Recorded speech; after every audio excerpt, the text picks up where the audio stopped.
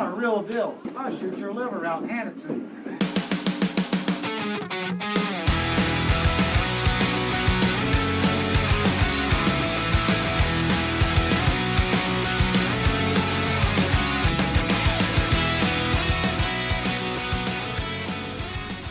What's going on, everybody? This is Nate, as always. We have another weekly roundup. We wanted to wait until today so the World Pool Championships could be finished up. And this is going to be our discussion from that event. Today I'm going to be joined with Molina Mike, Jim Telfer, and Rob Hovick for your regular weekly show. But before we get into that, I wanted to get all of the announcements out of the way in the beginning. We have had another strong showing for the week of the Patreon, so I want to give a huge shout out to Chris Henry. I think I got you last week, but I want to make sure. Greg Thornton, Carly McGee, Patrick Azar, and Horacio. I guess I don't really have access to anything else besides Horacio, so I think I know who you are. I think I've seen you around the podcast before, but I don't want to be an idiot and try to get your name wrong, so I'm just going to stick with that, and hopefully you're Spanish and not Italian, because if you're Italian, it'd be Horacio, I believe, but I don't know. We'll stop there.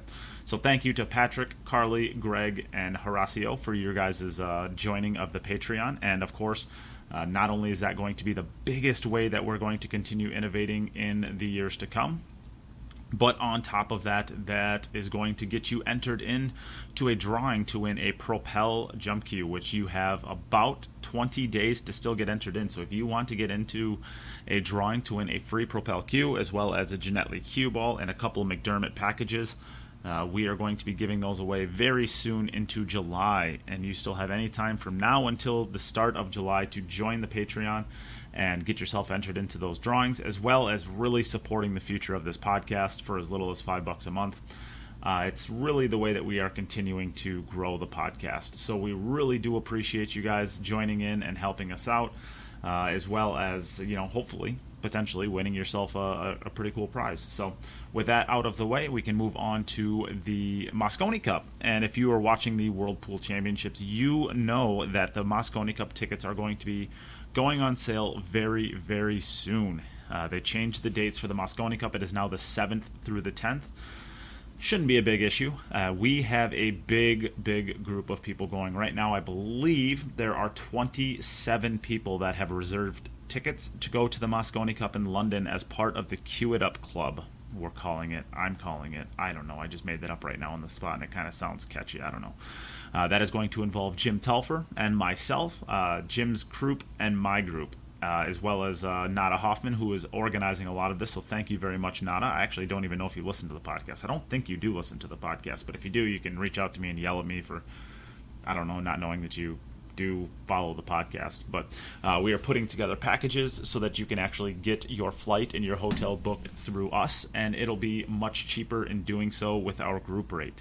So I believe it's going to be about $750 about just in hotel and flights, but that should be the biggest bulk of what the costs are. So certainly I would think that you'd be able to get, if you lived frivolously, if you live cheaply, we'll say, while you're over there, you should be able to get this trip in for, about 5 or 6 or 7 days in London for about $1,000, which is, I think that's pretty good. So let us know if you want to be part of that. Reach out to myself, Neight Mindham, or the podcast, Cue It Up Network, or we also created a group on Facebook so that we can start organizing all of these things together, and we can start making announcements and blah, blah, blah, blah, blah. So make sure to join that if you're interested in going. The group is Cue It Up Mosconi Cup 2021. You could also just check out the Cue It Up Network Facebook page. I posted something about it there, and I also posted something to my personal page, Neight Mindham. So make sure to go over and check that out. If you're interested in going, please let us know. We will get you written down as one of the tickets, and hopefully we'll be seeing you in London as part of our group. We're hoping to have between 50 and 60 people in part of our group, so should be a big, loud cheering section. Hopefully you get plenty of TV time too, since we're going to have such a big group. I'm sure they'll the cameras will love our group. Who knows? But I think it's going to be a lot of fun. And with that announcement out of the way, I guess that's really all I have to clear up in the beginning. Thank you to all the Patreons who joined this week, and let me know if you want to go to the Mosconi Cup. And other than that, we can get right into this interview that we did with Molina Mike, Jim Telfer, and Rob Hovick. Here it is. Sure. Shut up, Rob. Rob, are you starting to go like anti-bald? I'm starting to see like a couple like little featherings up there of like hair. Oh, I mousse it. Oh, you mousse it up? Are you using that spray on stuff that you can get that makes your hair look thicker? Like that powder. I think it's kind of cute, Rob. Well, if I was 70 years nice older, I might if I don't wear come a at hat, I have these age spots on the top of my head. See, when you get old, you get these brown spots. They call them age spots. And well, the rest of my head can tan to catch up to that. Then you don't see the age spots. Jim, you and Rob are about the same age. Do you have those? Wow. I'm not even going to react to that. Well, in case you couldn't tell, we are joined here by Mr. Jim Telfer. What's up, Jim? How you doing, everybody? Good to be here. And Rob Hovick. What's up, Rob?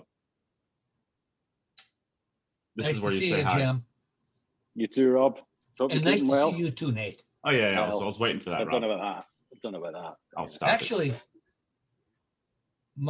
after I had proliferation therapy done on my neck and back, I just went golfing yesterday morning and I feel no pain. I played 3 hours on the billiard table, and I'm in great shape. That prolotherapy, I'll tell you what, it's the real deal.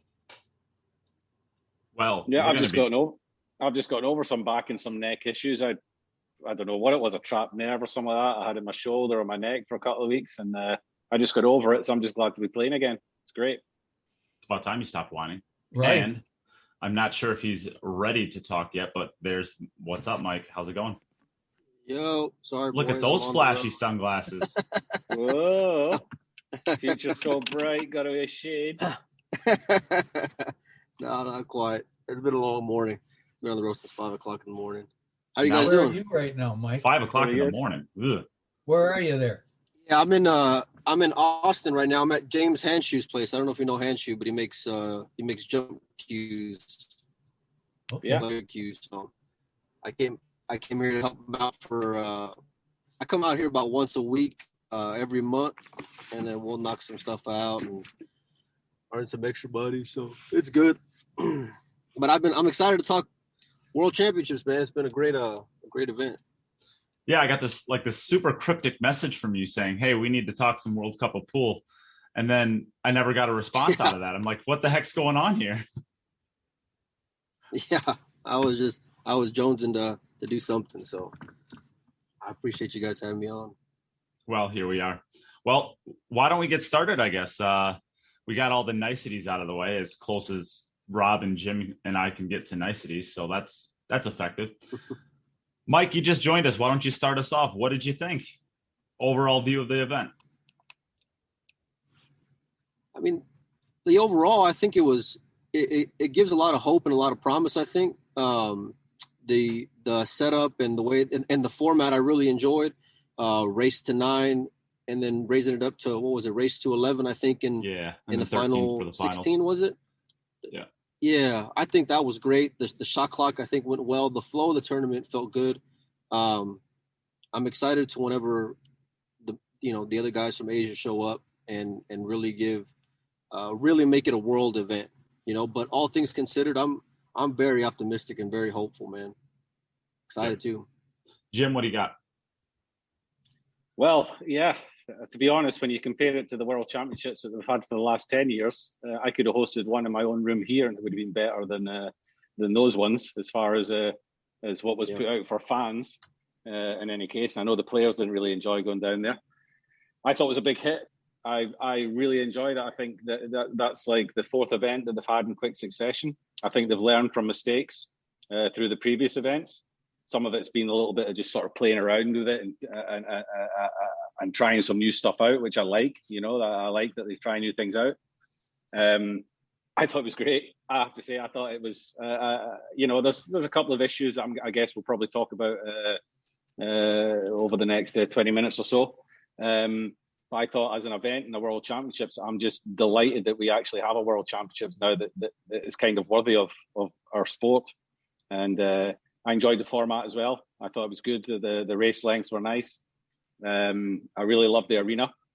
I loved the fact that you could hear the other tables a little bit in the background. And the first day it was a little bit too noisy, but I think they sorted that very, very quickly, and it was nice. You kind of had that tournament feel as a viewer as well, instead of only hearing the one table.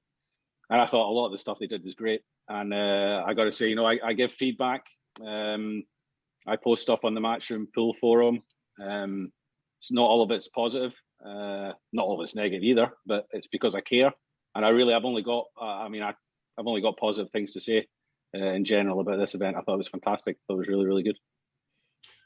Rob, our pool playing person that hates pool.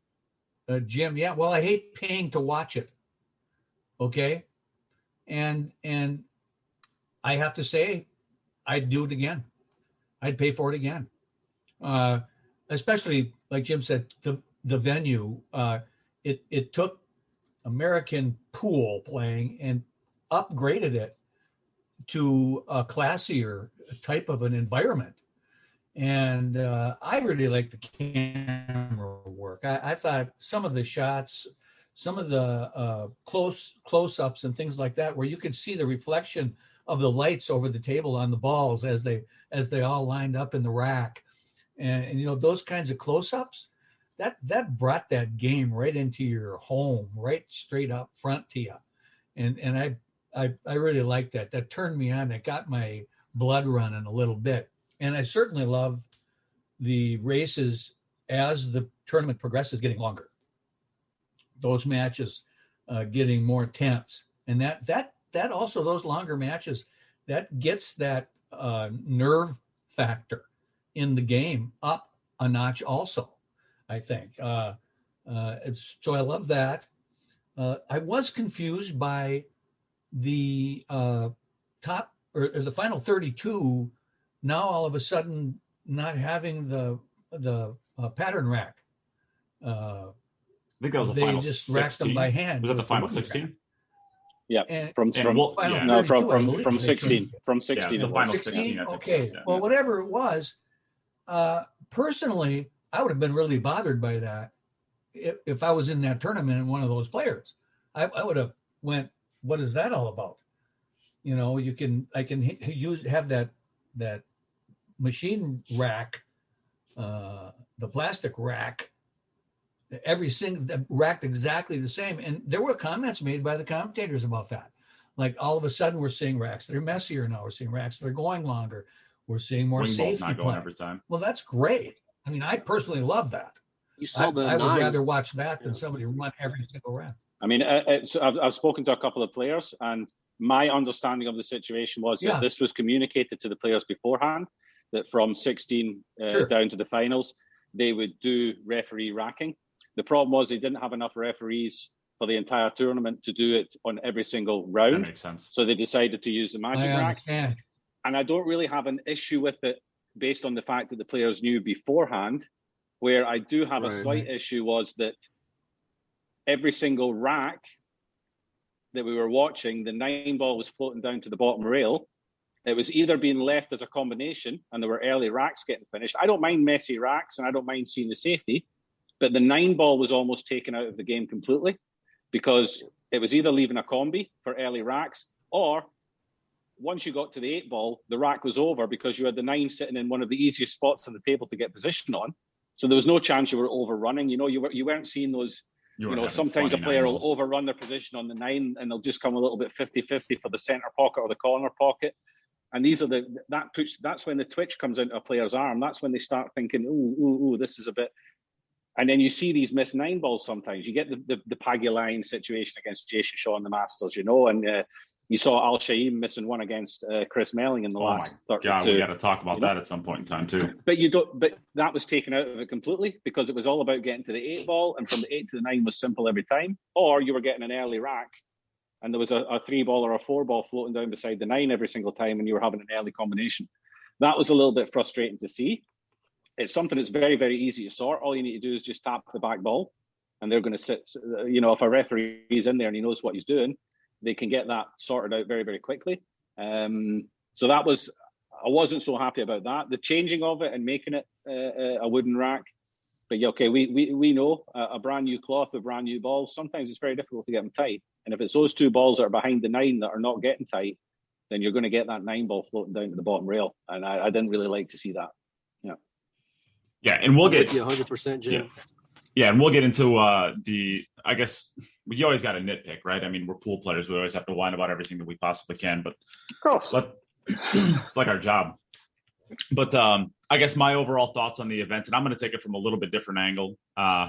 They're doing everything that they need to do in the industry to start building profiles for the players, which makes me, as a marketing person, I guess, in this industry, it makes me very happy.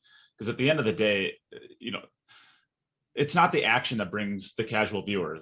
It's the stories. It's the redemption for Alex Kazakis. It's will Shane ever get a world title? It's all these different storylines that exist only if you know that they exist. If the casual fan comes in and sees what happens to Alex Kazakis last year, they're probably going to hang around and watch just because that's such an amazing story. The fact that he loses in the finals and comes back and whitewashes maybe the greatest pool player to whoever touched a pool cue. I mean, that's a really interesting, cool story that only exists if the story is told. And what we saw with the Matchroom in between racks, coming in and out of breaks during that dead time of having to rack the balls, they did a phenomenal job of bringing in players to talk about their stories, talking about the players with questions that were actually in the match that were what's happening and going on. Plus talking about all the stuff that was going on the side tables and who those players were. I thought that the side view of, and we already kind of mentioned it, Omar and the Chris Melling match, when Omar's up, 10-9, and he literally misses a dead straight in 9-ball for the win. And then Chris Melling dogs the 4-ball in the very next match. I mean, they followed that match. They held up the main table, which, you can start questioning should they be doing that so that you could have the shine on the side tables? But regardless, they did it, and it made for a really, really interesting story.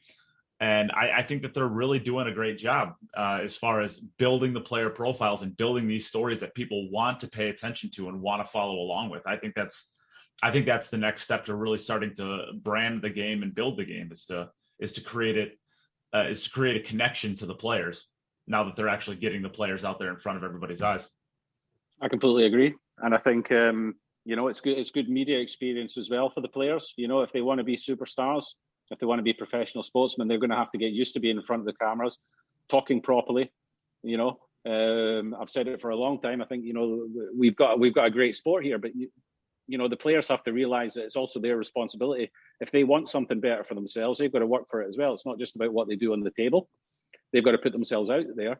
And they've got to help to promote the sport. So I think all the media experience that they got, and also getting in the commentary box, I thought it was fantastic when we were talking about that Chris Melling against Omar. Fantastic that it was Jason Shaw was in the commentary at the time, because he was going crazy. He was going absolutely crazy watching that table, watching the Chris Melling match.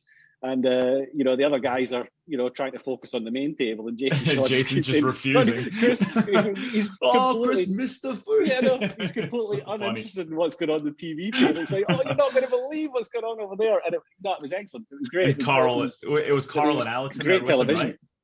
Yeah, it was great television. I really enjoyed it. I thought the commentary teams, they did a great job. I like Alex Lely. I mean, I'm a little bit biased for Alex. I love Alex, but I like him in the commentary there. And Carl Boyce is just getting better and better every single tournament.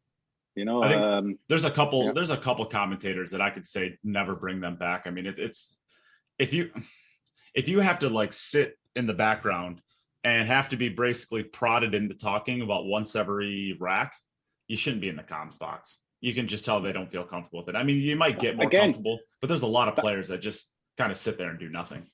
But again, they need help. They need help with the media side of it, and that is all part of it. They need help with putting themselves out there and knowing how to act and react on camera when they're being interviewed.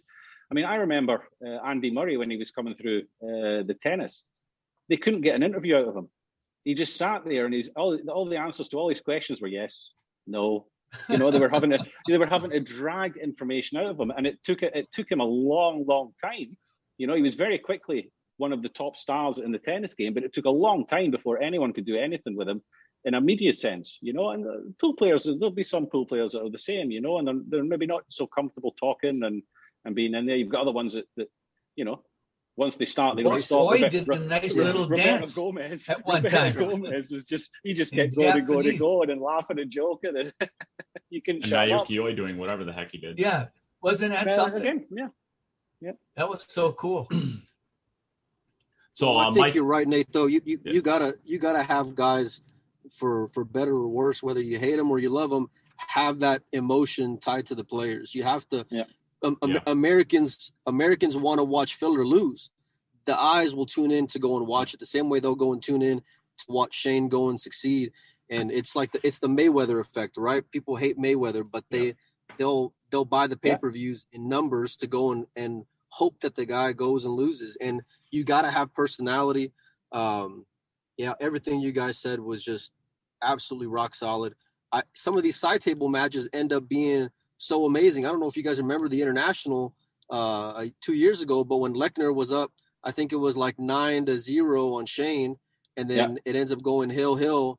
And I mean, everybody, even in the arena, people were talking about it and getting messages from friends of mine who were there. I mean, the crowd was just nuts in that area. So I love I love more cameras out there. I love getting pros' perspective on things. As long as they have personality, like Fedor, as much as I love him, the kid's tough to go and listen to in there sometimes, you know? I'm telling you what, though. Jason, I'm telling you what, though. Fedor knows his pool, man. He was calling shots like crazy. Yeah, I mean, that dude is a savant. But it goes back to what Jim said. They need help on the media side of things to help bring out their personality and how they deliver it, their approach, all these things to get more comfortable. Where fans will go and root for the guy, you know, which Americans all do with Fedor already. I got two things to ask you guys too. Go on. One is in the finals, I believe the score was 12-9, and there was a push out. I think Albin cue balls up the table. Yep. And Albin pushed out. Omar chose to try to pocket that one ball. And he was. What do you think about that? I mean, what? I think I personally think he's gone to the table, and he knows that basically he has to keep Albin in his chair if he wants to win that match. He needs 4 racks in a row. He's 12-9 down. Albin's on the hill. Albin's left him a shot. Now he's probably thinking to himself, if I make this, maybe I can run 4. You know, I'll take my opportunity. I've got an open shot. It was a tough shot, but he's thinking if I try and resafe, and Albin comes to the table and finishes this match, am I going to think that might have been my chance? I mean, it was a long shot for him to run 4 racks from there. But I think he's been in his seat for 5 games. I think he was 9. No, longer. The match before. The match before he was or the very game before, Albin played another push out because he got hooked on the 4 ball again, and Omar gave it back. He gave it to him. Omar gave it back, and then Albin ran out from that. Played a role. Yeah. So I think that was 100% on his mind whenever he went to that 9. I think that's what I was going to say. I thought a safe there was the best play because it was a really good save. He played one pocket. He could have rolled up. He could have rolled off that 1 and ended up on that top rail and banked the 1 ball back down table, by where the 9 ball was at. I couldn't believe he attacked it. I think it was just a moment. I mean, Omar he's never been on that stage. He's never felt that pressure. He's never been on a Matchroom arena before. He did rattle a couple shots that were, 4, 5, 6 inches out of the pocket, and you rattled them out. It's what Mike says. He's not been there before. You saw it in the semi-final. I thought at the beginning of the semi-final, he was way overexcited. He was, he's rushing around the table. He's not. It didn't even look like he was breathing a lot of the time. And then if you don't go off a good start, Max had that same effect. Yeah, Max did this exactly the same. These players are top class players. When you put them in that position, things happen. Yeah. How about Max he makes like 3 or 4 balls on the break and goes to grab the chalk and knocks it on the table and hits the 3 ball. God. Yeah. What's up with that? What was happening to That's Max nuts. Leshner in that How match? can that even happen?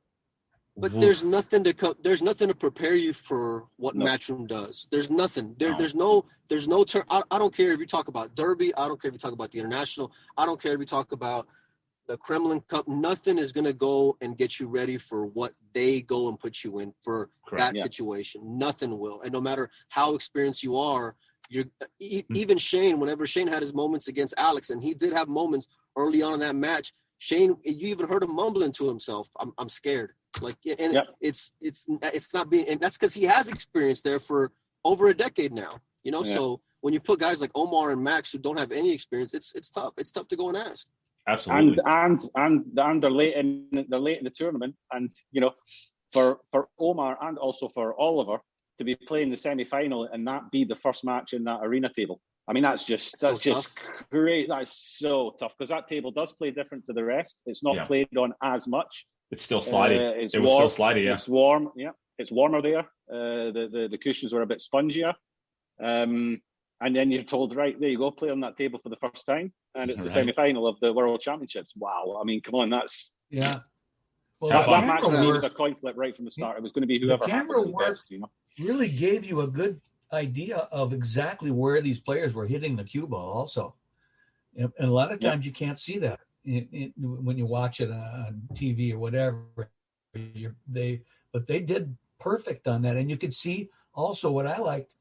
I like to look at players' eyes when they're firing, you know, the last stroke, the last half stroke, whatever. What are their eyes doing?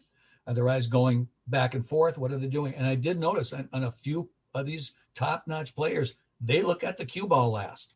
I know 3-cushion billiard players always look at the cue ball last, never look at the object ball. Well, I did see that in some of these pocket pool players too. They weren't looking at the object ball. The last thing they were doing, they were looking back at the cue ball. That's kind of cool to pick up on that and see that close up like that. Yeah, with the camera work to be able to. Certainly you know, what did I see? What player was it that he seems to every cut to the right, he'll give the cue ball a little inside English, and every cut to the left, he'll give it a little inside English too. Well, it was one of the semifinal players. I can't remember who right now, but you really pick up on little nuggets like that. Yeah, but it's if you remember whenever Billy was in the box with Shane's match. And they showed Shane looking at the spot on the rail of where he wanted to go and be at as he's following through on the break. That was and I've seen Shane play a lot. I mean, I've seen him play a lot of pool, and I've never noticed that before. Picking up on little nuggets like that are great as a fan of the game and a student of the game. Yeah. And if he's feeling a little bit under pressure before in his pre-shot routine, he'll look somewhere else. And then reset his mind, and then back to the shot kind of thing, which is obviously and it's something he practices as well. Exactly, and these are just little things that probably everybody knows about this now. So everybody at home that's practicing now is looking away to the wall and then looking back to the table, or looking at the third diamond on the rail when they're breaking, thinking, "This is the secret." Well, it's about I'm going to be. How many amateur players started doing this on their backswing? You know, watching Shane and wreck their games totally because they can't do it. Dropping that elbow. elbow. I'm going to be making 6 balls in the break now because I look at the third diamond. Actually, I got yelled at by Jerry Brycepp this weekend because I do that on my jump shots. I jump the same way Shane does. I have that elbow drop. No, you don't. No, you don't, Nate. Nate had said something earlier that I want to just reiterate, and it's so important that these guys gotta have personality, the media experience.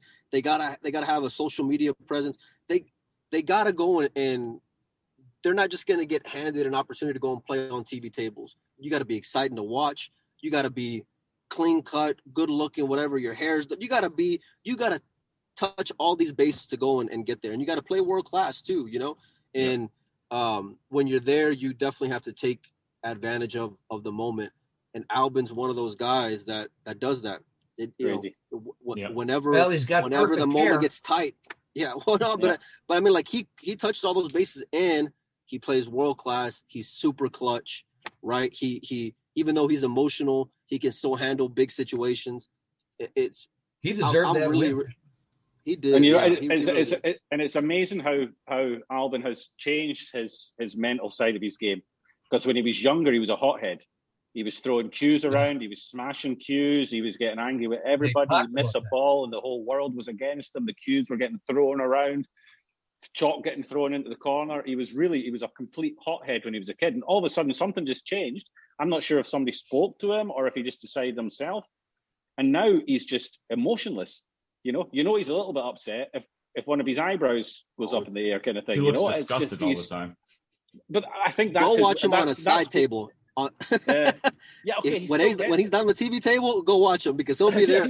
And you can see him. You could see him there going spitting out those 4-letter words on the side table. But Yeah, on the TV table though, he's a consummate professional. You know, I mean, don't get me wrong. I don't mind seeing these guys get angry when they miss a ball. We get like that, right? We get frustrated with ourselves. So I love seeing that within reason. And Albin has that perfect balance of it. You know, he stepped over the line a few times during the CLP, but he also made a post and said he did and apologized for it. So, you know, I agree. So let's transition now to what were some of the biggest surprises of this event. I guess I can start it off. I mean, this Olivér Szolnoki, right? Szolnoki. Yeah, close enough. Yeah. Where the heck did this kid come from? Are you kidding me? This is the problem that the U.S. is in. Of course, this is an American podcast. This is where we're at in trouble. You think so? This dude can go make it to the semifinals. Nobody in the U.S. has ever heard of him, and he's beaten. Let's see here. He beats Francisco Sanchez Ruiz, Shane Van Boening. Yeah, Francisco Sanchez Ruiz twice. Shane Van Boening, Wojtek Szewczyk. This dude is. Who is he? And even Daniel Correri. That dude's a great player. Italian. Yeah. I mean, shall I make you feel even worse and tell you exactly who he is? Sure. Well, I know who he is now. He is basically just one of many young players coming out of Europe. That's what I'm saying. He's not a special one. No. He's done something special this week, but he's one of many Europeans.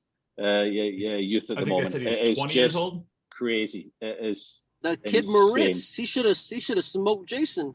Yeah. You know, Europe's just so deep. But you know, I said this the other day. It's also a testament to, I think some of these bigger names, like in the last year, I don't know if maybe they just weren't putting in the work, but you can tell some of these other guys have been putting in the work. The young, hungry people who don't need that. When it comes to, when that they're coming for him. They're coming for him 100%. And I'm excited. I love seeing kids like this, but you got to go and finish the job, right? You got to go and deliver. But it was a hell of a story, though. You know, and I hope that kid goes and learns a lot from it. This will do him the world of good. This is put him out there, kind of thing. You know, it was Shane's event to lose. I mean, everybody was promoting it as Shane's lose, especially on that side of the bracket. So to be the one to go and spoil it and not have that let down the next match because he did follow up and win his next match, fantastic. You know, my hat's off. You know what? You know the biggest thing for me watching that kid there playing, when he beat Shane, it was almost as if, but that's what I'm here to do. You know, there wasn't the business as usual. And like he never said, looked like the moment was too big. Exactly. With a lot of other players, they do that. They beat one of the big guys, and like Mike said, they go to the next match, and they feel as if they've achieved as much as they can achieve by beating somebody like Shane, and in the next match they're easy pickings. Now it's time to show them their belly. All right, now, exactly. Now I've got another match. I'll go and do the same again. And again, when he beat Sanchez Ruiz, it was just like, okay, yeah, fine. Now I'm in the semi-final. And it's just the way he just went through that thing, looking as if he just belonged there, kind of thing, you know. The way that he beat Francisco that's going to be great for him. Yeah. The way he beat Francisco too was like that's a lot of hard. He was up like 7-2 or something like that, and Francisco gets it all the way back to 9-9. Yeah, and Oliver wins the next 2 racks. I mean, that's a champion. That's a champion move right there. That's not something somebody who's 20 years old and has the heart of a gerbil. And that's a heart of a lion. That kid's. I mean, I know you were. I I'll just sell you out. Jim, you said, God, I hope somebody beats this kid. I do not want him on the Mosconi Cup team. That's the cojones. Hey, listen, Matchroom didn't want him on to go and win that final either, buddy. Let me tell you. Can I just clarify? I did not say I don't want him on the Mosconi Cup team. I said I don't think he's ready to be on a Mosconi Cup team. Same thing. But there's a load of kids out there, and he's going to be one of many that are going to be fighting for those Mosconi Cup spots. And I think it's a lot wider open than what it was before. Filler didn't look like Filler. Shaw didn't look like Shaw to me. Jason, I don't think Jason's looked like Jason's for a while. No, yeah. Jason hasn't looked like Jason since he got his business. Yeah. Simple as that. Kazakis is stepping up his game, and now the monkey's off his back. He finally wins a big one, and Albin, he's already done locked up his spot. So I think it's wide open. And even Fedor on the Matchroom stage can kind of be, a little inconsistent at times. But Fedor hasn't performed yet on the Matchroom. He hasn't gone deep in any of the Matchroom events, really. Right. I mean, he's too good not to at some stage. It will happen, But I think he made a semis if you're looking at players, Masters. Well, if you're looking for players, if you're Alex Lely and your Cowboys, and you're looking for players who are proven winners on that Matchroom table, then Fedor's not really there. If you're purely basing it on who are proven winners in the Matchroom arena, Fedor's not there yet, really. I think he got to the semis. I don't count what happened last year at the Mosconi Cup as getting experience, though. Yeah. Yep. I mean, because there was no fans last year at the Mosconi, so I mean that's a whole different. It's not the same. Yep. I know. I mean, I said that with Chris Robinson. I thought performed very well at the Mosconi Cup last year. He was one of the few Americans that actually reached the level you would expect him to reach. Certainly for the Fargo he's got and the experience he's got, but he hasn't done it in front of us. He hasn't done it in front of me and Cookie and the rest of the idiots in the European crowd. And until you've done that, exactly, you haven't performed on the Mosconi stage unless you've done it in front of us. So, I mean, I'd be interested to see. I don't know what Jeremy and Shane are thinking for it, but yeah. This is what gets me excited over before COVID and hearing all the stuff Matchroom had cooking, right? I want to see it with fans in there. I want to see the U.S. Open with fans. I want to see the World Championships with fans in there because that buzz and that excitement, it was great already with just having the tables in the room, but I can't wait till next year. I can't wait till that thing is jam-packed. I will I will say one thing about the fans that I did not like the fans during the finals there because they were completely biased to one side, and there was one point where John actually had to silence the crowd because they were screaming Albin right on Omar's break. I mean, I don't like that for a world championship finals. I don't like that you have. I love it. I like it up until when it's Omar's inning. If it's Omar's inning at the table, I just don't like that. For a world championship, I don't like that level of disrespect towards the other player.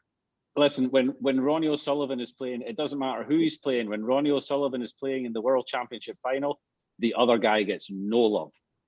I'm not arguing. I'm just saying I don't like it. That's snooker. And that's snooker.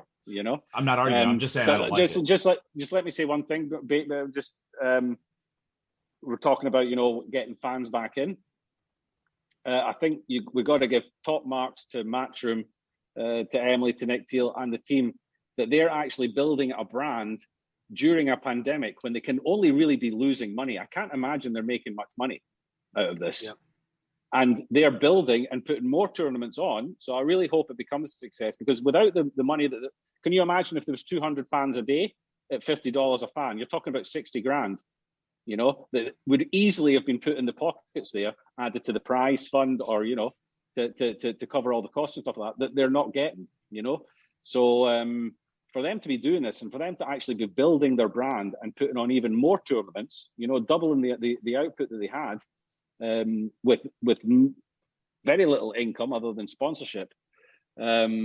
I think that's massive. I think they've got to be praised for that. And because there's not going to be many companies that are expanding in these circumstances and they're doing it, So, like I said, like Mike said, when the fans are back in there, it's going to be great. I think they're smart though because they're like having somebody like Carl do multiple things, announcing Shane as being the vice captain. They're cutting corners, I think, where they need to, and it's smart. Yeah. It's a very bright move. Yeah. What's the backstory with that, Mike? Why isn't Joey back? I don't know. I didn't hear anything about it, and I usually do ahead of time. That was brand new to me. I didn't hear anything about it. My only thinking is just what I said. I mean, that's the first thing that came to my mind was that why are they going to go and pay somebody else to do something that they can go and have Shane go and do? Run dual roles. This is my conspiracy theory, and I have no idea if this is true or not. Like, I don't even have a tip. This is just like my guess is I bet Shane wanted that role. I think Shane wants more control over the team after what happened last year. He's never. I don't think so either. No. Maybe. I mean, I have no. I got nothing. Be like that rah kind of guy. No, I'm not saying he's been the one like at boot camps, like on the side working on his own and not working with the team. So to me, it's been. I'm not saying the opposite. Like when Yeah, I'm not saying he wants the role as in like he's ready to step up and be a coach. I think he wants the role because he's sick of the team that's getting put out there, and he wants more of saying that. And I think you guys can all read between the lines and what that actually means.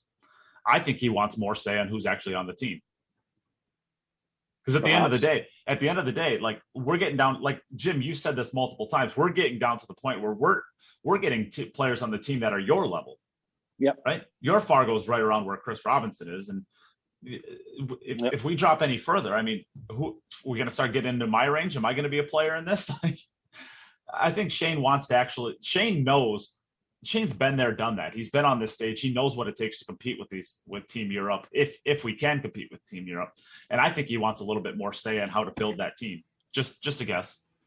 Do you think Jeremy Sose did enough to get himself in the mix? To be talked about? Was a good showing. I don't think so. No, not enough to get talked about? He showed good. Talked about, but I was impressed with Jeremy. To get talked about. I don't think he'll make it. To get talked at least to be in the conversation. I mean, hell, Bergman won't even travel. Jeremy's over there, one of the dead money, and he shows up. And I think he had a lot of heart. His break was incredible and of a world championship before. So I don't think he played up to his potential either.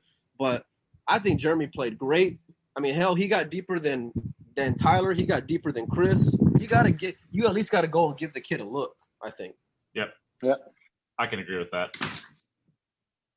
I can certainly agree with that. Bring him into a boot camp. He impressed me. His nerves impressed me, and his style impressed me. His cue ball control. There wasn't anything about his game, his position play. It was spot on. But at the end of the day, who got further than him? Sky. That was it. Yeah. Sky's the only one that got further than him. And Sky's on the team every year. Well, Sky's guaranteed. Yeah. Right. Well, but okay. He's still high. I played great against Dennis, and he's still pumped about that. He played good. Yeah. I like this play. So my big surprise for this was Oliver. What's your big surprise, Jim? My big surprise for the tournament, Darren Appleton getting knocked out so early. No, I think making it as far as he did. No, the way he played. Oh. And he was only really one ball, just one bad shot away from putting some real pressure on Filler. And I think he's maybe surprised. He plays Filler really well though. He always does. He's smart, but he is smart. He played Filler well. I think it was the international win. I don't know if he was Hill or he won Hill, but some guys just match up well with each other. Like Dennis Greb plays Kachi really well. All the time in tournaments, Dennis is always beating him. Some guys just match up well with one another. Dan's on Facebook all the time. I'm out fishing again, or blah blah blah blah blah. Not really. He puts the occasional YouTube video out with a drill, but you could just tell by the way his head was over the cue that he's been working hard. He's been working really hard, because one thing I noticed about him the last year or so, if you look at photographs of him playing in tournaments over the last year compared to 2-3 years ago, you can see his head's completely twisted. He's not got his chin. He's not got his cue in the middle of the cue in the middle of his chin. He's twisted to the side. Now, if you look at him during the matches there, especially when he was on table 2. Another great thing from Matchroom, by the way, extending it to table 2 on YouTube to get more action out there. Very good idea. But if you look at him in that match and look at photographs that have been made of him during the tournament, his head is completely square again. And when Darren Appleton's got his technique and his fundamentals back online again, then it all comes back very, very quickly. So he's been working hard, I think, and he's still got life left in Appleton. It wouldn't surprise me if he goes deep in some big tournaments. He's early 40s, right? Yeah, but he gives off that impression that it's one of the old guys and it's kind of finished now. But he's been given that spark again. I think he's been given that spark again, getting to the World Cup of Pool. Looked like he played okay there. He was playing all right with boys. But if you look at him, look at photographs from the World Championships there, and you see him, he looks like the old Darren Appleton over his cue. And that was big for me because I've seen him play. I've played against him since he had some little neck issues, and he looked lost, and it was his head position, and he knows it himself in his feet. But he's got that back in line now. So more tournaments, and I expect Darren Appleton to be firing on all cylinders again next year. Yeah. Rob, what you got? What was the question again? What was your biggest surprise of the event? My mind went crazy when Jim was talking. What was your biggest surprise of the event? Oh, Shane losing. Really? In the way that he did? Yeah, that just kind of totally surprised me. I got a question. If they're still using the template, does Shane lose that match, you think? No. I don't think he loses. No, 100%. There you go. I don't think so either. Yeah. I think he snaps the event off with And as a player, I think that you got to eat that somehow. I think Shane knows the rack more than anybody else in the world. You know it's coming, but because it happened, there's nothing you can do about it. I think Shane knows the rack better than anybody else in the world. That he can look at a table for 5 minutes and see how it plays and know exactly how to maximize the break for it with the template. And he developed that kind of new break, drawing it into the side rail and into the top side of the middle pocket. He scratched once, I think, while he was doing it, which is a kind of a dangerous break. But if you hit it well, Neil's kind of ripped on for it. He was getting real good position on the one a lot of the time. But that break's not going to work when you've got a hand rack, So if you look at Albin was breaking the same the entire tournament, and getting just as much love off both sets of them. And he wasn't having to change his break. So I think Shane's gone in there into that match. He's had to change some stuff in his break, and it's not worked out for him, And it's difficult to say. I don't know how many. I didn't see the match.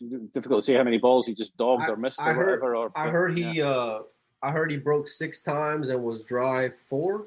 Yeah, 3 see, or 4, that's. I think the whole winner. You take the whole winner break out of that for Shane, and that's one of his big advantages, getting himself on a roll in that winner break. And you see he was putting 4 and 5 packs together beforehand when he was getting a consistent break. Without the consistent break, it becomes a bit of a battle, and it's an evener, That kid has heart. There ain't no two ways about it. That kid has a lot of heart. He had he was dead walking into that arena, and he showed the whole world that he can go and play. I think the break is huge in pool, and we all know it's the most important shot in the game, but they said they were told ahead of time. So there ain't no excuses. And like Jim said, Albin had a very consistent break. I noticed that right away. He wasn't getting love after the break sometimes, but that one ball was going towards the same area. It's amazing how many times the 4 ball hooked him. Yeah, he was swatting the rock. He was parking that cue ball really well. Yeah. He never looked like scratching. He had a couple of times, but most of the time that cue ball was stopping in the middle. It wasn't getting kicked around. So he had that under control nicely. Yeah. So, Mike, what was your biggest surprise? I didn't know that they were going to go to a triangle rack. So that to me was the biggest surprise. It affects it so much. I don't like that being changed in the middle of an event. Yeah. But I'm not gonna complain about Matchroom, because if they knew about it, then that's all that matters. That period. End of story. If the players knew ahead of time, then you got to go and be prepared. And Albin definitely was. Sky's great with the wood rack as well, and he adjusted very well. But for me, it was that move, and the way the table kind of played on the TV was a little tough. Yep.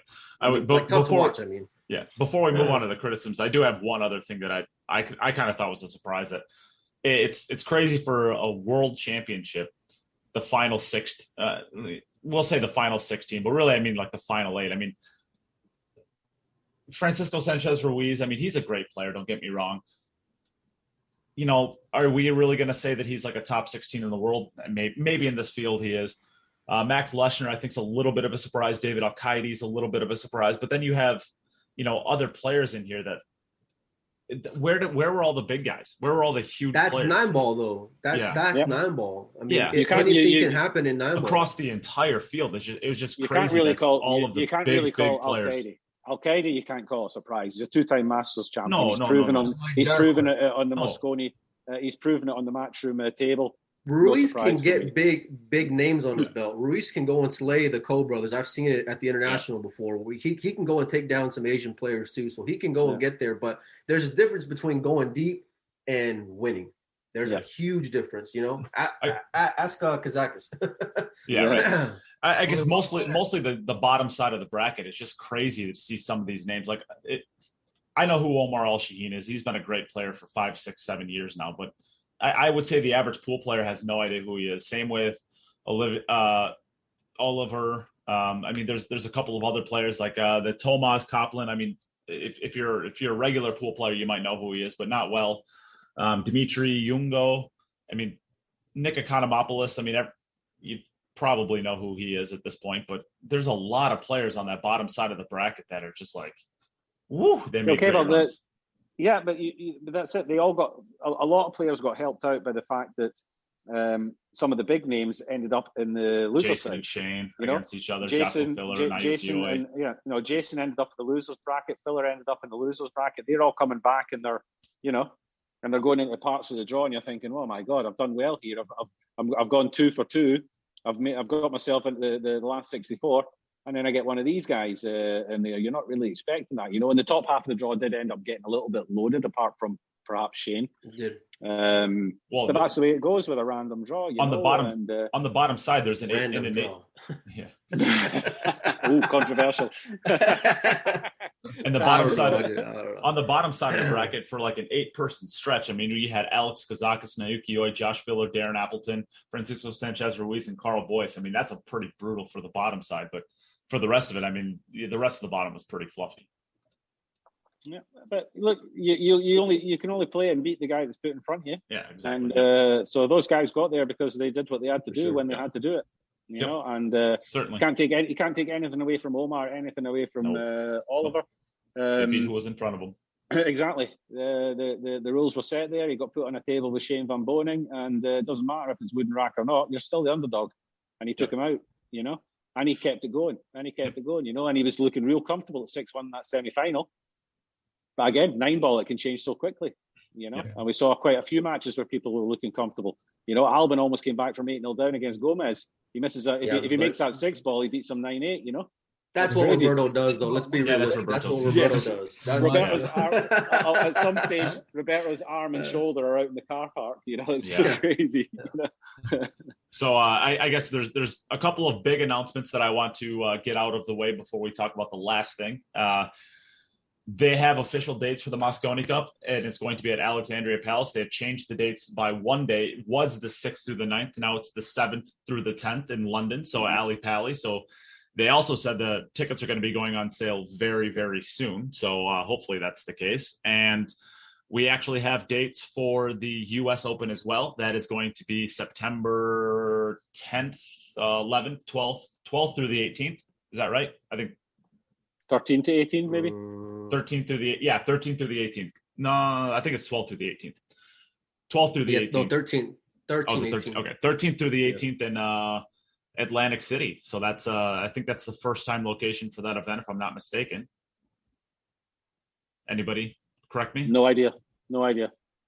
Harrah's or something like that. But yeah, I'm sure it'll be a great event. I'm sure it'll be a great event. I'm sure they'll have the arena looking great. I mean, I think people are. I think everybody in the States is probably just happy to hear the announcement that it will be in the States, because there was a whole load of people on Facebook that started claiming that the US Open was going to get played outside of the States because of the pandemic. I think Mike's got some news on this. The whole of Facebook has exploded. Matchroom is stealing the US Open. I had heard Atlantic City when they were back in Vegas, but I don't know. A lot of American fans aren't too thrilled. I can tell you that. They'd rather be in Vegas. Yeah. Well, of course, yeah. But Atlantic City has a reputation, in and of itself, and not in a great way. So, I've seen a couple of people making negative comments, but I haven't really. There's been no meat on the bone. It's just been blah blah blah. Atlantic City is rubbish. Yeah, but okay. Yeah, I would say I'm excited though.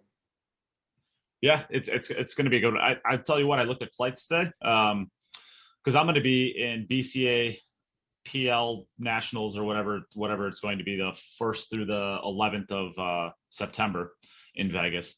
And I'm looking at one-way flights from there to Atlanta City, $78. Woo! Score. Get to them. So I think I'm probably gonna go straight from Vegas over to Atlantic City for that and hang around for the US Open. A couple more years with the podcast, Nate, and you'll be able to have your own plane. Yeah. Right now I'm working on paying for the fuel charges, but we'll start. Yeah, we'll very soon. Yeah, once Molina Mike jumps on that Patreon with all of his moldy money, yeah, we'll be good to go. Billions a day, billions you'll be getting. No, all right. So then the last thing that I wanted to talk about, I guess, were there any other big announcements that were made during it that I'm missing? Shane Van Boening being the playing vice captain, I think that's worth highlighting. So he's still playing. For anyone who's listening, he will be playing. He will be playing. Yeah. Yes. Yeah, okay. I'll be up there for Shane and Dennis. I'll be up there in Oklahoma, so I'll talk to Joey. I'll find out what the deal was. But I thought about sending him a text. That's kind of a raw deal, though. If he just got I hope he found out beforehand, because that'd be a terrible way to go and find out. Yeah. I have a question for Jim. A personal question. Go ahead. Historical playing personal question. Is there any player that you've ever played, professional player, in a tournament that you never want to play again? Me?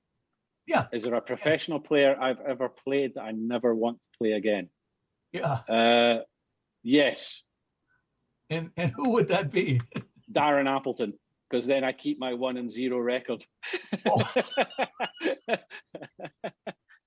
Appleberry. If I never play Darren Appleton again, it means you beat him the one time. It means I die with a 1-0 winning record against him. I'll take that.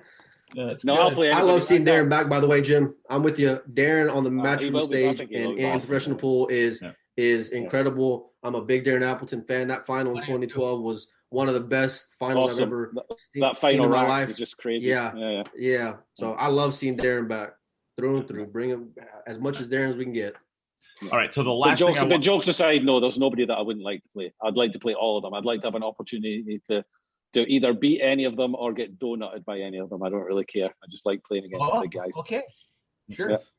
So you've respected every player you've ever played and get along okay? I've never had any issues with any of them. No, never at all. Okay. Never on the table. No. At the bar sometimes they don't buy drinks. That's the only thing, So I've got an issue with a lot of these top pros when they go to the bar and they don't buy any drinks. But on the pool table, no issues. Okay. All right. So the last thing I wanted to talk about is I guess the critiques of the World Cup or the World Pool Championships and how they could potentially make it better in the future. The only thing that I would say that I guess I can get it started is I was not a fan that I guess at the end of the day, of course, you can never have the outside tables working on the same schedule as the inside table because the inside table has commercial breaks, right? But there was a couple of times where the day ended on the main table and there were still matches going on the outside table and they just cut the broadcast. I didn't like that. I wish that they could have at least one more table set up where they have decent to good cameras, at least good enough to where you could continue the broadcast during the event so that even if the main event is done, you can still catch the action on the outside tables to kind of keep up to date with what's going on. I think that would be a good touch, but that's just, this is nitpicking stuff at this point because I thought the event was great. Mike, what you got? if Kazum can do it, anybody can do it. And I pay money to Kazum, and I love watching Euro Tours, and it's incredible. Not only they have the live scoring, you can get to watch whatever table you want to go and do. And I think that with things getting better, I think that they'll be more open to expanding stuff like that. But I enjoyed the YouTube part of it. Critiques, that table was soft. I don't care what size pocket they said it was. It looked slow. Everybody had trouble with the speed of it. It looks like whatever feedback they got on it wasn't good enough. They need to go back and retweak that thing. And then nice. Just that, it did look nice, yeah. But nice. I mean, you saw guys really struggling that don't struggle with speed, that were just selling out safes, and you don't go and see stuff like that. I heard from a few players that played on that TV table that it wasn't good. Everything was playing soft, and then just that changing of the rack, that for me was just the biggest letdown of it. I've seen it in the World 10 ball. I've seen it in the US Open before. You can't play a certain way up until that point and then want to go and change it. Have it be whatever it's going to be from the beginning to end. But don't go and get there playing it one way, and then once you get there, go and have it be a whole nother game, because it is. Wood rack 9 ball, wood rack 10 ball is a way different game than playing it with a template. There you go. Yeah. I agree. I don't see any issue with playing with a template the entire tournament. The matches were still exciting. You know, it wasn't like it was an easy tap break and they were just running rack after rack after rack. It was still exciting. You know, I like the winner break format. I think it works in that situation. I do like the winner break. I want to see them keep that. It's growing That's on me awesome. more and more, because we saw some real good matches. Watching Albin come back with the longer race, it has to be a long. It can't be a race. You can't do it. You can't. It has to be 9 or above, I think. Minimum. And really, it only works on the race to 7, like at the Masters, because they had the 4-inch pockets. You know that. It worked a little. I don't want to see. You can have a short. You can have a shorter race if you make the table super tough. You know, but you can't if you can't make a race to 7 on 4.5-inch pockets. You know, that's the wood rack has its benefits. I enjoy seeing moving. I enjoy seeing a good safety battle. I can appreciate that. I don't know. Yeah, I just whatever you want to do at the beginning, have it be throughout, and I'm fine with it. You know, that's. But the thing with a wood rack is, the whole thing about a wood rack is the rack is different every time you put it in. You know, so you're going to get gaps in it. But the idea is that there's going to be a gap in a different spot every time. If the gap is in the same spot every time and it's having the same effect on the rack every single time, then you might as well just use a template rack, because it's just as consistent. I hated the 9 ball go down to the rail every time. I hated it. Absolutely hated it. And it was there a lot during the final. It was there quite a bit during that racks. Final. I agree with you, Jim. It's that gap, and I want to see the ref taken out of the game. I don't want to. The less of the ref that I go and see, the better for me. I don't want to see guys go and make themselves part of the game. And the rack is it's so much easier. Go and put a damn template out there. And even John Lehman, who's probably considered one of the better rackers amongst the players, they enjoy it when he's racking. You know, he gets called wing ball John because he does get them quite tight. He couldn't get them tight enough to stop that 9 ball from floating. And if he's not getting them tight enough to stop it, then you've got to do something. You got to do. And he's training everybody else. Exactly. He's training all the rest of them. You've got to tap one ball just to make sure there's a little bit of mass at the back of the pack, so they all sit in, or do something with it. You know. But as far as negatives, day one, the background was too loud, but they sorted it very quickly. I'm not sure if it's something that Matchroom noticed themselves, or whether they really were following a lot of the discussions on the Matchroom forum. I really like the Matchroom pool forum. I think there's a lot of good discussions there. There's a lot of idiots go on it as well and just bash stuff. But I think it provides Matchroom with some good information. And they sorted it basically straight away on day 2. I liked it. I liked it just a little bit of the background noise, but it didn't override the commentary. Other than that, negative stuff. Hardly any. But going back to what you said about Kazum, the problem is that, you know, with the Euro Tour, there's nothing live on television, so nobody's paying any TV rights. As soon as somebody's paying TV rights, and you give your audience, their potential audience, a platform to watch something else other than their channel, makes sense, Jim. Then you have a problem. You're going to be very difficult for you to get the big broadcasters on board if you're also given a platform for people to watch something else. You know, they're not going to pay. I can understand that for sure.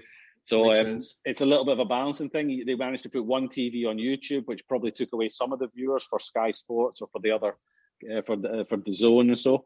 But as soon as somebody's paying for your product, to then offer it out free or offer it through another company, it becomes a bit of a difficult situation, I think. Yeah. Makes sense. Rob, what you got? Well, I really liked the replay factor. And in pool, you want to see what just happened. And maybe they're not going to actually do that for you live. So you can go ahead and swirl back a half a minute and watch something over. I know I watched a couple combination shot where I thought maybe there was a chance he didn't hit the first ball he was supposed to hit. He just missed it. But I could replay it back like a DVR in your TV. And I like that as a fan, as a paid subscriber to DAZN, to be able to do that in matches and see, okay, I want a better, closer look at this, so I'll just replay it myself. Oh, that's pretty cool. Yeah. The thing I didn't like so much about the whole tournament was, the TV table especially, was the softness of it. I thought that it could have been a tighter table. And of course, with the new cloth, all the tables play goofy a little bit until that gets worn in. And you didn't see that happening on that table. It never did really get worn in. As the cloth gets a little dirtier or whatever, it plays a little better. But I don't remember who shot the shot, but it was a fairly straight in shot, maybe 5-degree angle, but down the rail past the side pocket, he hit the second diamond and that ball went in the corner. And I went, whoa. Because he missed the shot, but it went in. And there was a comment about it at the time too, but they didn't dwell on that.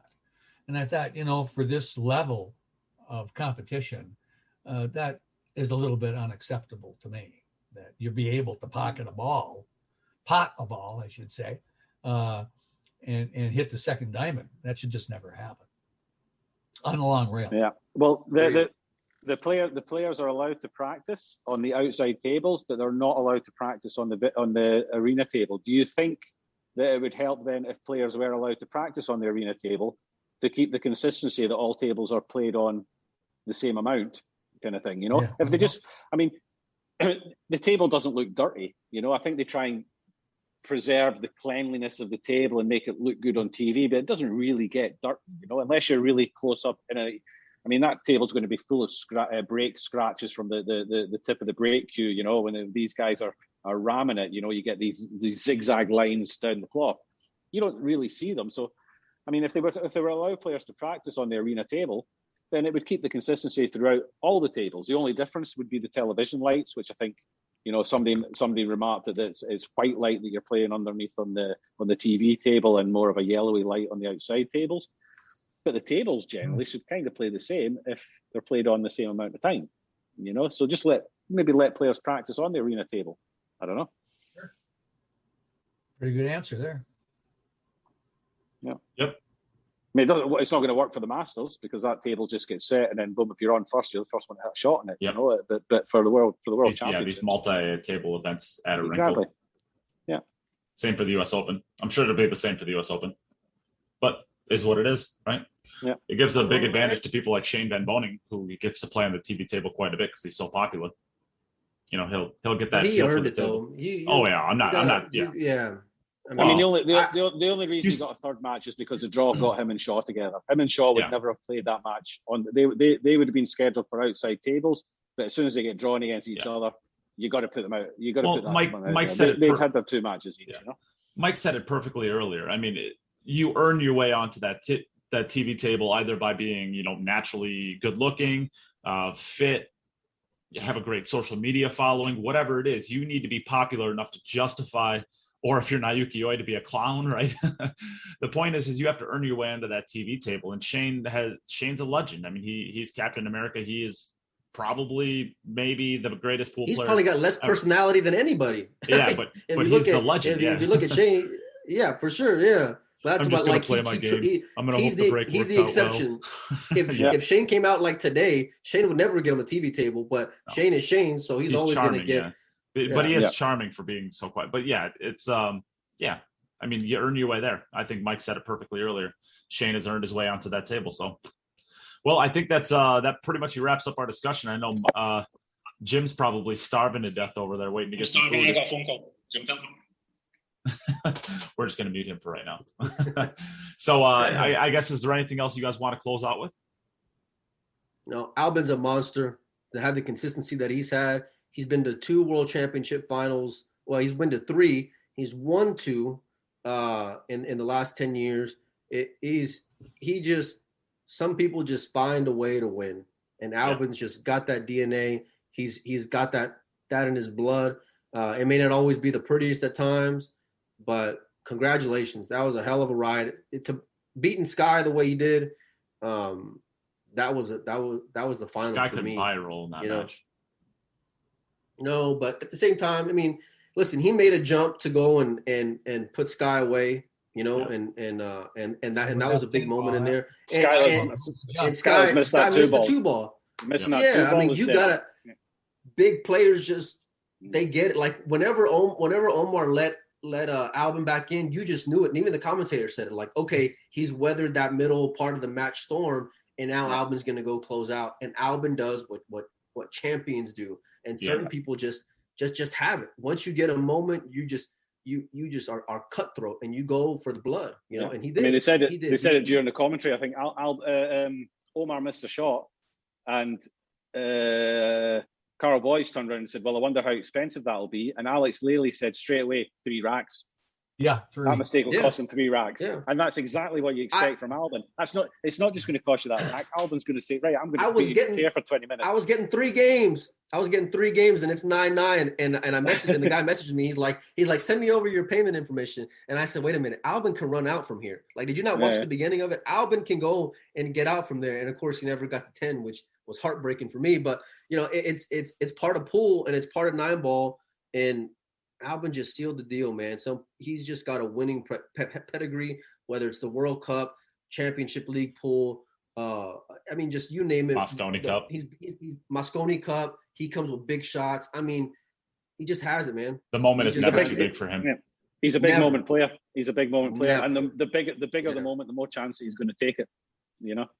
I mean, he's not been overly successful on the Euro Tours. He's always pretty deep. He's pretty consistent on the Euro Tours, but it's not like he's got 20 Euro Tour. I think Lechner's been better on Euro Tour than But as than soon as Albin you put Albin on that center stage, big time match, bingo. He's going to knock you out. He's going to knock you clean out. No doubt, Jim. Sure. Yeah.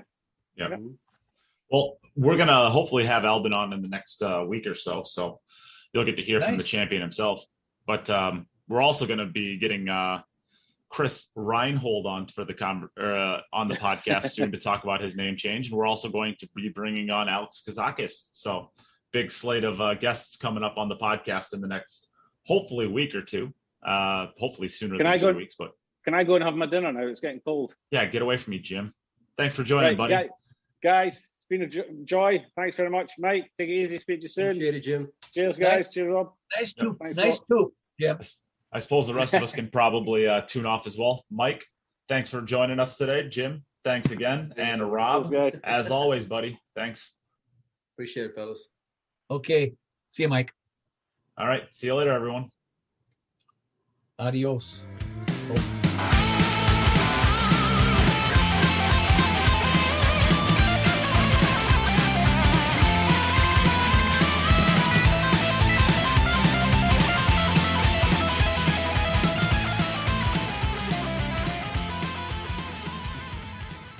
Hey everyone, thanks again for listening. If you've liked what you've heard and you want to contribute to the future content that will be made, consider joining the podcast's Patreon at www.patreon.com/QItUp. Becoming a Patreon of the podcast will help to create all of the future content that the podcast will have. Special shout out to Dave Peters, Aaron Taylor, Pete Silsby, Morgan Lupton, Ben Young, Robert Miller, Andy Morse, and Bill Pelham for your generous contributions to the podcast's Patreon. If you ever need any more information on what the Patreon system is, or how you can contribute outside of the Patreon, please reach out to the podcast or Nate himself. If you would like to contribute to the podcast for free, consider sharing any podcasts or the podcast page on Facebook itself. Also, leaving a review and a rating if you listen through iTunes. It helps others find the podcast. Thank you for listening, and we'll be back soon with another episode of the Cue It Up podcast.